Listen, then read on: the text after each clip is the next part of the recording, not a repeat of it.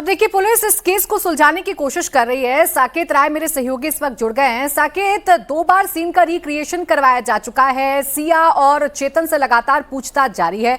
अभी तक पुलिस को अपनी फाइंडिंग्स में क्या मिला है? पुलिस की छानबीन कहां तक पहुंची है साकेत?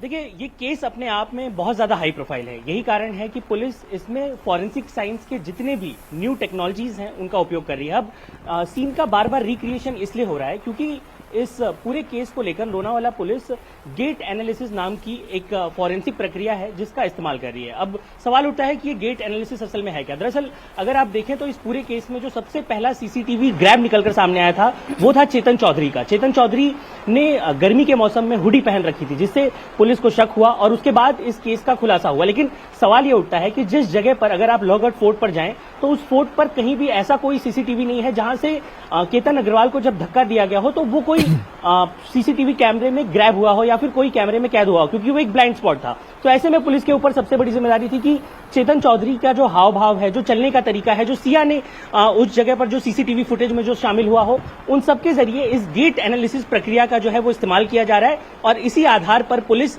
जो है वो कोर्ट में इस बात को पेश करेगी और बताएगी कि किस तरीके से सिया और चेतन ने इस पूरे हत्याकांड को अंजाम दिया है। यही कारण है कि बार बार सीन का रिक्रिएशन हो रहा है। यही कारण है कि पुलिस हर वो फाइंडिंग्स अब चूंकि इस मामले में मुख्यमंत्री देवेंद्र फडणवीस के भी आदेश हैं कि फास्ट ट्रैक कोर्ट पर इस मामले को सुना जाए, इस मामले की सुनवाई जल्दी हो, इसीलिए पुलिस को जल्द से जल्द इस मामले में चार्जशीट फाइल करनी है और जल्द से जल्द इस केस को सुलझाना है। जी, शुक्रिया आपका साकेत, तमाम जानकारी के लिए।